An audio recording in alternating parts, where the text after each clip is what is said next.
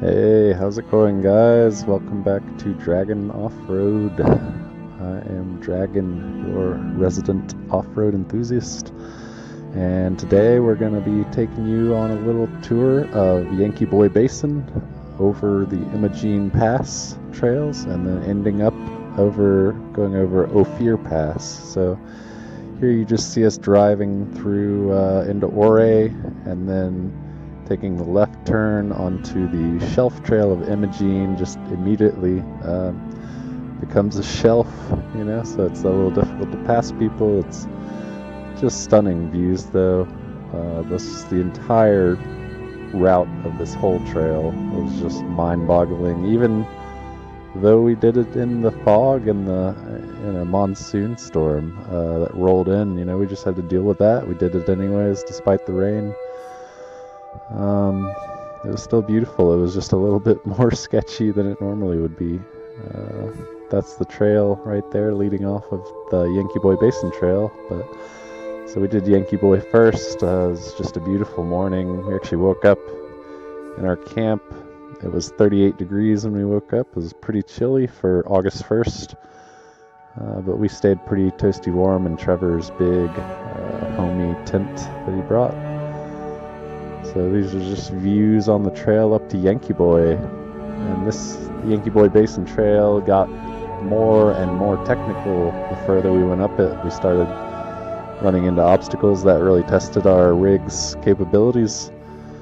Like, for example, here's just a quick little slip of the tires on my car, and my A-track system kicked in immediately to correct it right there. Just a little spin, and then it said nope. Barely at the limit of my tire's traction. Here's Trevor going over a similar obstacle. These obstacles a lot of times are a lot steeper than they really look. And then this is near the top of Yankee Boy, just kind of going around the switchbacks with this beautiful view down the valley towards Ouray. So I kind of went on a short walk up to the top and got a few pictures, and I just noticed that the clouds were getting darker and darker. So we decided to not go all the way to the top. I mean, the road dead ends up there, and we were kind of in a, time crunch to get over Imogene, especially with the weather looking the way it was. But, coming back down was no easier than going up, and sometimes it's a little bit more difficult just because you're so afraid of situations like this, getting off camber and not really being able to see what you're doing. But we made it back down to the bottom, back onto some level trail, and then it really started just pouring rain right as soon as we took the turn off onto the Imogene Pass trail, which you'll see that in just a minute after this just beautiful view here of Yankee Basin.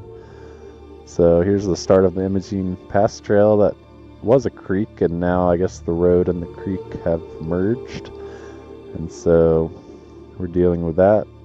I actually had a problem with my sunroof leaking, so one of the drains was clogged up. I figured out later, but there was some water coming into the cabin right here, so we stuffed a towel up there to correct that for the moment. But this is just a really ominous moment. It was kind of anxiety invoking because we didn't really know how crazy the trail was going to get, and there were a few rock walls that you had to climb, a few just off camber parts. I bottomed out a few times. There were some river crossings. I mean, this trail just had a little bit of everything. It's really probably the most beautiful trail I've ever taken my Land Cruiser on. And I would recommend it to anyone.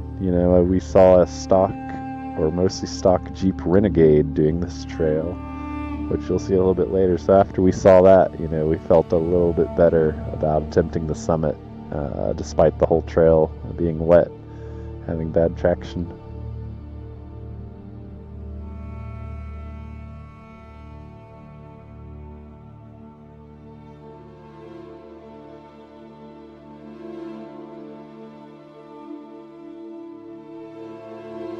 We definitely had the trail all to ourselves after this point, on all the way up until we crossed the pass and came down through the clouds on the other side. We were the only ones up there that we saw.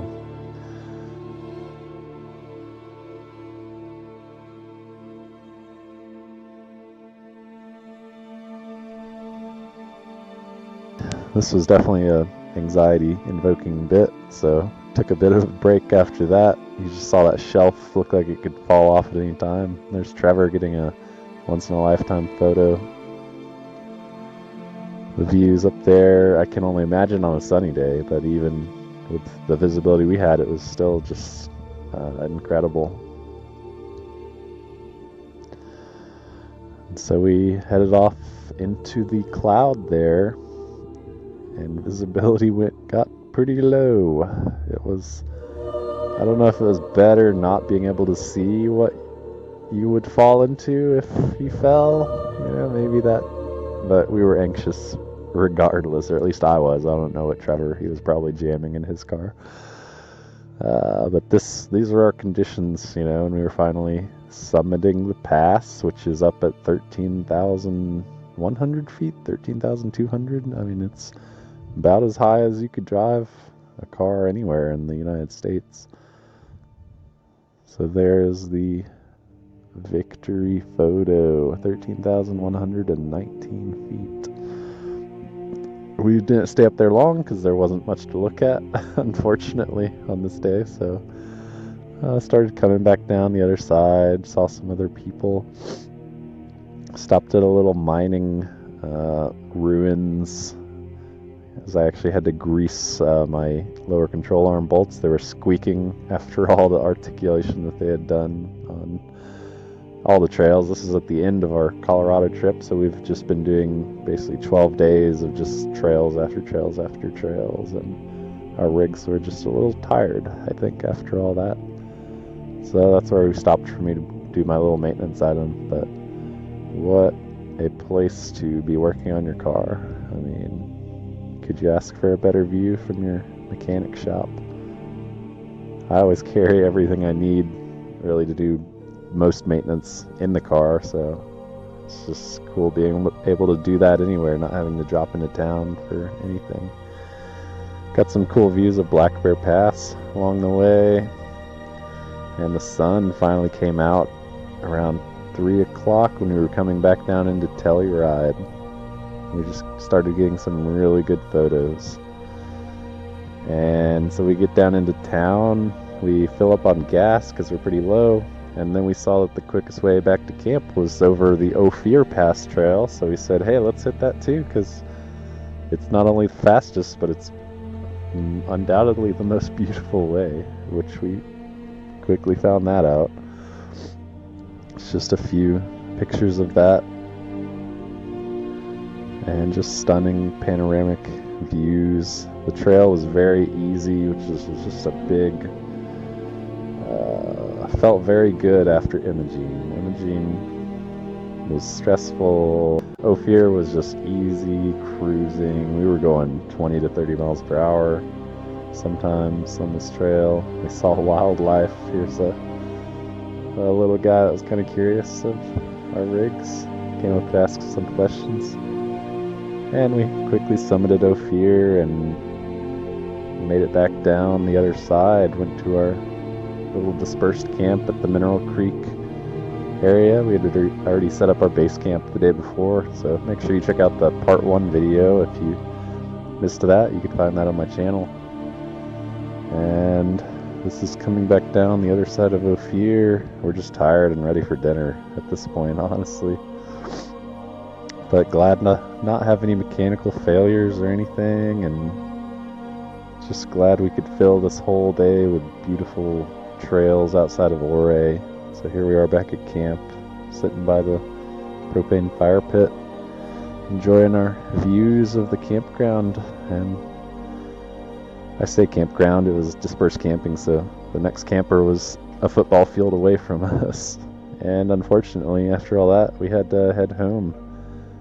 Trevor headed back to Birmingham with my friend Karen, and I headed to California to visit some family.